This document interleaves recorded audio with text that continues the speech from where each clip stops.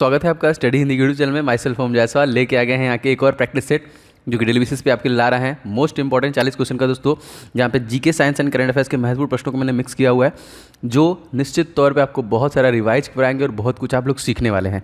तो 40 क्वेश्चन दोस्तों इस प्रैक्टिस सेट में 30 का टारगेट रहेगा। किसी भी कीमत पे आपको 30 क्वेश्चन सही करने ही करने हैं, तभी आपकी तैयारी बेस्ट मानी जाएगी।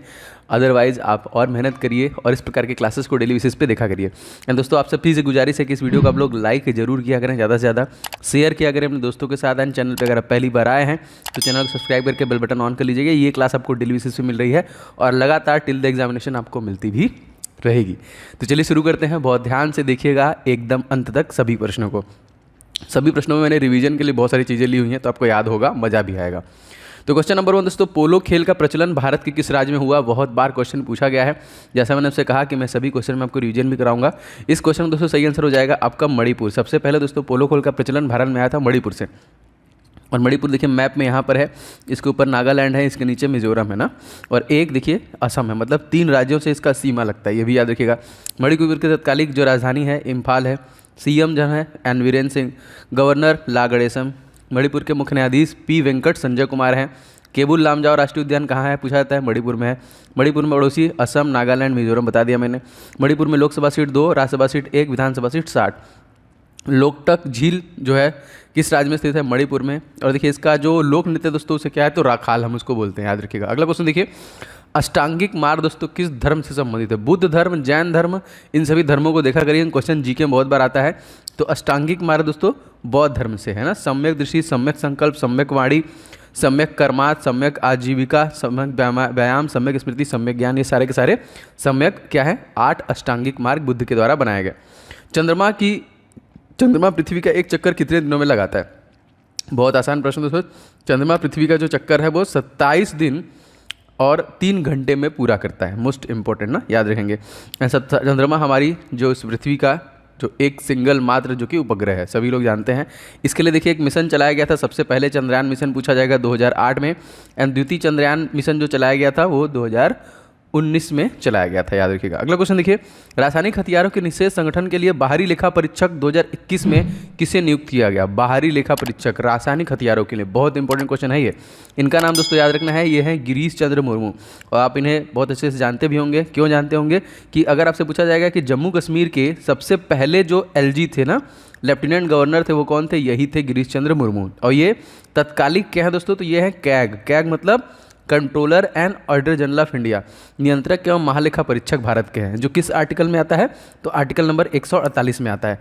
और इनके कार्यों के बारे में आर्टिकल नंबर 149 में बताया गया है ना, तो ये भी याद रखिएगा। गिरीश चंद्र मुर्मू रासायनिक हथियार निषेध संगठन के बाहरी लेखा परीक्षक के जो कि नियुक्त किए गए हैं, बाहरी लेखा परीक्षक। अगला क्वेश्चन देखिए, कंप्यूटर डाटा की सबसे छोटी इकाई। कंप्यूटर से क्वेश्चन आपके एग्जाम से निश्चित तौर पर पूछे जाते हैं दोस्तों। ये होता है bit. B is the right answer. एक बिट में दोस्तों क्या होता है आपको पता है? ये बाइनरी नंबर 0-1 से बना हुआ है। 4 बिट जो होता है 1 निम्बल के बराबर होता है। 8 बिट देखिए 1 बाइट्स के बराबर होता है। इस तरह अगर 1000 बाइट्स मिला दिया जाए तो 1 KB, 1024 किलो बाइट मिला दिया जाए तो 1 MB, 1024 MB मिला दिया जाए तो 1 GB, 1024 GB मिला दिया जाए तो 1 TB, और 1024 TB मिला दिया जाए तो 1 PB पेंटाइट जो कि हो रहा है। तो ये भी देखिए क्वेश्चन याद रखिएगा, क्योंकि कितने से कौन बनता है ये भी क्वेश्चन आपसे पूछा जाता है। और बहुत ध्यान से पूरे सेशन को देखिएगा। आगे बढ़ते हैं। निम्नलिखित में से किस एक देश को यूरेनियम सिटी स्थापित करने का श्रेय दिया जाता है? वो कौन सा देश है दोस्तों? याद रखिएगा वो देश है दोस्तों आपका कनाडा, ऑप्शन नंबर डी। अब यहाँ पे देख सकते हैं कनाडा है दोस्तों। आपको कमेंट करके बताना है। सभी लोग कमेंट क्यों नहीं करते? सभी लोग जो क्वेश्चन पूछा करते हैं कमेंट किया करें।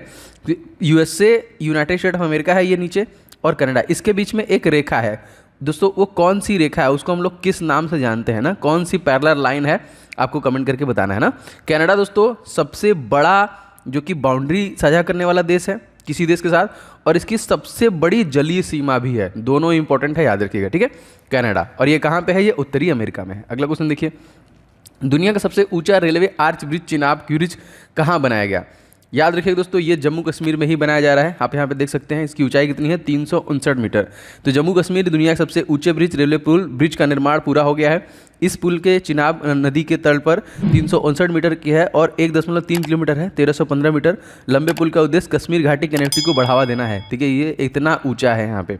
अब अगर हम देखें तो ये 35 मीटर है और इसकी टोटल लंबाई कितनी है, तो 359 मीटर की ऊंचाई है। अगला क्वेश्चन देखिए, न्यूट्रॉन की खोज दोस्तों किसके द्वारा किया गया? बहुत आसान प्रश्न है, हम लोग बचपन से पढ़ते आ रहे हैं दोस्तों, चैडविक ना। इसके लिए एक को जो हम लोग वो ट्रिक बनाते हैं, ईंट पर नाच।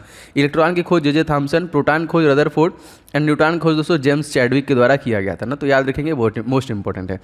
आगे बढ़ते हैं क्वेश्चन में। भारतीय संविधान की अस्पृश्यता उन्मूलन से संबंधित है, छुआछूत से संबंधित दोस्तों कौन है आर्टिकल? जी हाँ, याद रखेंगे, तो यह है आपका ऑप्शन नंबर सी। अब मैंने आपसे कहा था कि आर्टिकल बहुत इंपॉर्टेंट होता है परीक्षाओं के लिए, तो ये जितने भी आर्टिकल मैंने यहाँ पे आपको बताए हैं, आपको इनको रटना है। कुछ बता देता हूँ, बाकी आप लोग पढ़ लीजिएगा, वीडियो लंबा हो जाएगा। आर्टिकल 17 देखिए, अस्पृश्यता का अंत। आर्टिकल 18 उपाधियों का अंत। आर्टिकल नंबर 19 वाक की स्वतंत्रता, बोलने की आज़ादी। 20 में अपराध के दोष सिद्धि संबंध में संरक्षण। 21 में प्राण और दैहिक स्वतंत्रता का संरक्षण। 21 और में दोस्तों 6 से 24 वर्ष के बच्चों को शिक्षा का अधिकार देता है। 22 में कुछ दशाओं में गिरफ्तारी से संरक्षण। 23 में मानव के दुर्व्यापार, बाल आश्रम, इन सब पे जो कि एक तरीके से कह लीजिए रोक। और 24 में कारखानों में बाल जो नियोजन मतलब जो काम करते हैं उनके लिए है ना। इस तरह से भी आर्टिकल में धीरे धीरे आपको पढ़ा दूंगा। दोस्तों आपसे गुजारिश है कि आप इस वीडियो को ज़्यादा से ज़्यादा लाइक जरूर किया करें एंड इस वीडियो को अपने दोस्तों के साथ कहीं पे भी व्हाट्सएप वगैरह में शेयर किया करें।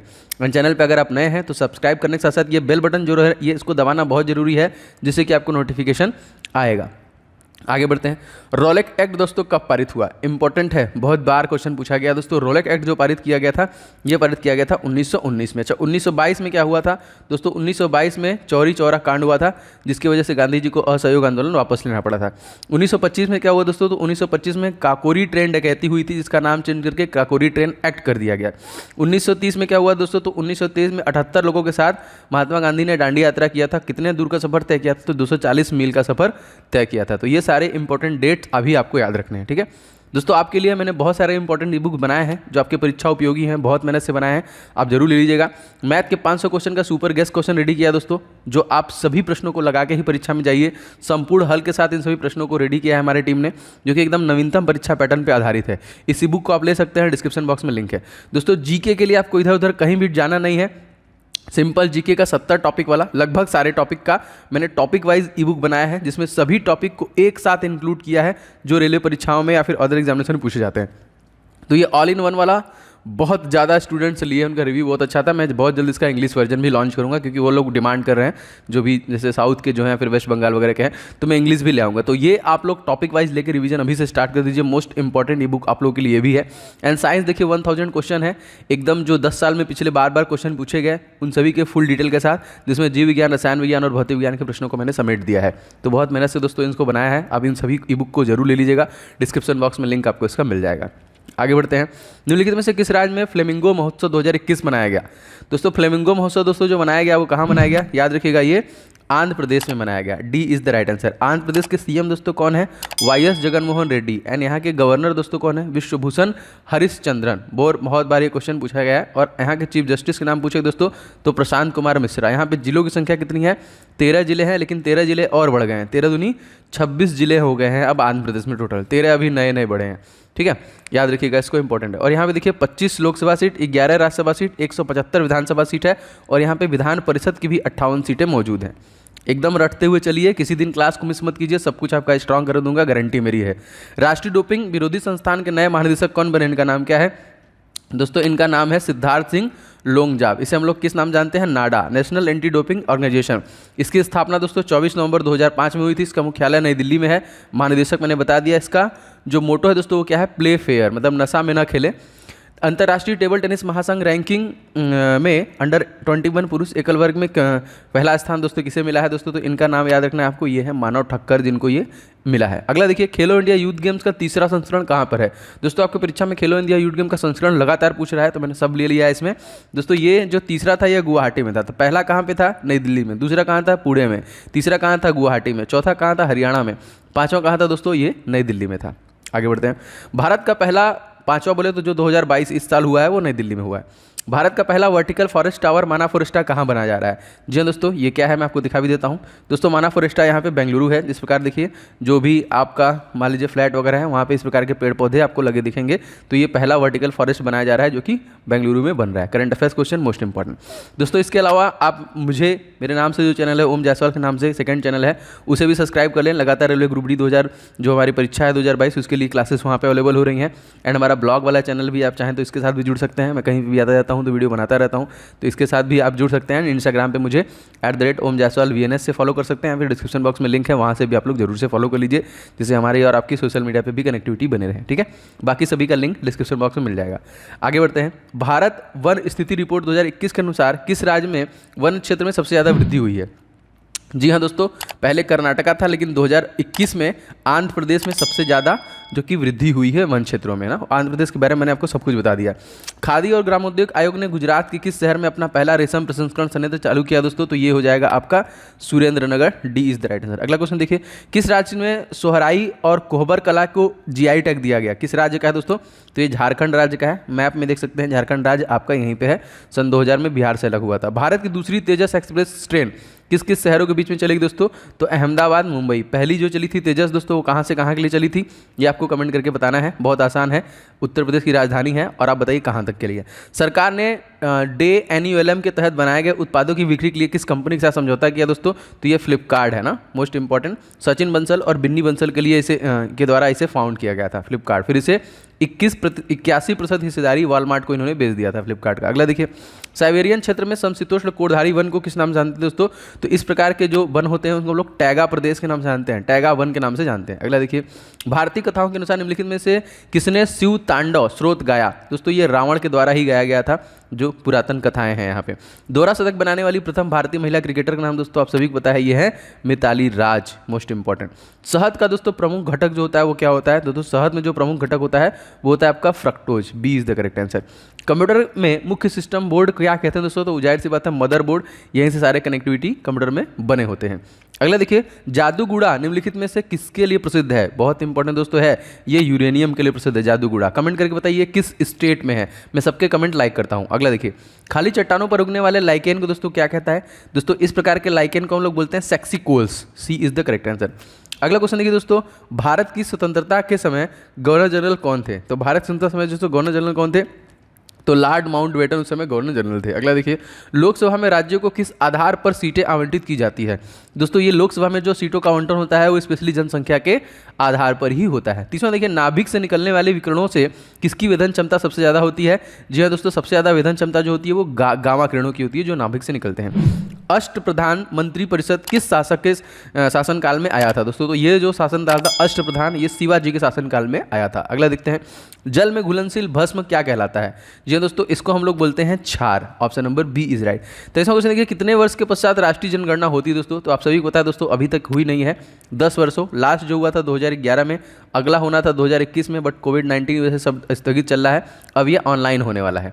अगला देखिए, विधानसभा अध्यक्ष अपना त्यागपत्र किसको देता है? तो विधानसभा अध्यक्ष अपना त्यागपत्र विधानसभा के उपाध्यक्ष को देता है। नेक्स्ट देखिए, भूदान आंदोलन किसने प्रारंभ किया था? मैंने आपको बताया था प्रणेता दोस्तों ये विनोबा भावे। अब यहाँ पे जितने भी आंदोलन घटे हैं, घटनाएं, उनका मैंने यहाँ पे डाला हुआ है। स्थापना भारतीय राष्ट्रीय कांग्रेस का 1885 में। बंग भम आंदोलन देखिए यहाँ पे 1905 में। मुस्लिम लीग की स्थापना 1906 में। यहाँ पे उससे संबंधित व्यक्ति का भी नाम मैंने दिया है, आप इसका स्क्रीनशॉट ले लीजिएगा। इस क्लास का PDF की बहुत ज़्यादा डिमांड हो रही है। बहुत जल्द मेरा एप्लीकेशन आ रहा है दोस्तों, मैं बहुत जल्द सारी चीज़ें उस पर शिफ्ट करूंगा, तो आपको PDF भी इसका मिलेगा आने वाले समय में। ठीक है, ये सारा आप स्क्रीनशॉट लीजिएगा, नहीं तो क्लास में मैं आपको धीरे धीरे बताता रहूँगा। विश्वविख्यात रॉक गार्डन दोस्तों कहाँ पे स्थित है? जी हाँ दोस्तों, रॉक गार्डन जो विश्वविख्यात है वो चंडीगढ़ है। B is the correct answer.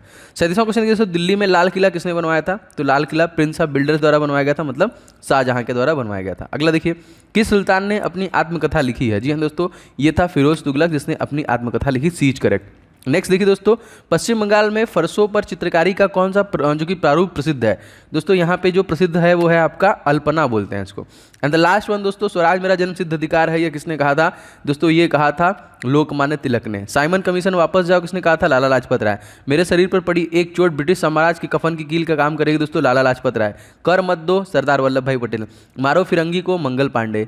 Hindu Hindu Hindustan, Harish Chandra. सरफरोशी की हिंद तमन्ना अब हमारे दिल में है, राम प्रसाद बिस्मिल। स्वराज हमारा जन्मसिद्ध अधिकार है, बाल गंगाधर तिलक। आराम हराम है, जवाहरलाल नेहरू। जय जवान जय किसान, लाल बहादुर शास्त्री। वेदों की ओर लौटो, दयानंद सरस्वती। सारे जहां से अच्छा हिंदू सीता हमारा, इकबाल। दिल्ली चलो, सुभाष चंद्र बोस। तुम मुझे खून दो मैं तुम्हें आज़ादी दूंगा, सुभाष चंद्र बोस। जय हिंद दोस्तों, सुभाष चंद्र बोस। पूर्ण स्वराज, जवाहरलाल नेहरू। इनकलाब जिंदाबाद, भगत सिंह। करो या मरो, महात्मा गांधी। तो ये थी क्लास दोस्तों। आप लोग कमेंट करके ज़रूर बताएं कि ये क्लास कैसी लग रही है आपको, क्या इसे कंटिन्यू रखा जाए। मैं बहुत मेहनत से बनाता हूँ, तो मैं चाहूँगा दोस्तों कि आप लोग इसी वीडियो को लाइक जरूर कर दिया करें एंड इस वीडियो को अपने दोस्तों के साथ जरूर शेयर किया करें। कहीं भी व्हाट्सअप किसी को भेजेंगे उसको अच्छा ही लगेगा, उसका रिवीजन होगा तो। एंड अगर आप चैनल पर नए हैं तो चैनल सब्सक्राइब करके बेल बटन को दबा लेंगे तो आपको सारे क्लासेस के नोटिफिकेशन लगातार मिलते रहेंगे। एंड बहुत सारे दोस्तों मैंने ई बुक्स आपके लिए बनाए हैं, आप उनको जरूर से ले लीजिएगा। डिस्क्रिप्शन बॉक्स में लिंक है। और जो मेरा सेकंड चैनल दोस्तों उसे भी सब्सक्राइब कर लीजिएगा, डिस्क्रिप्शन बॉक्स में उसका भी लिंक अवेलेबल है। मिलते हैं नेक्स्ट वीडियो में। आपका दिन शुभ हो। जय हिंद, वंदे मातरम।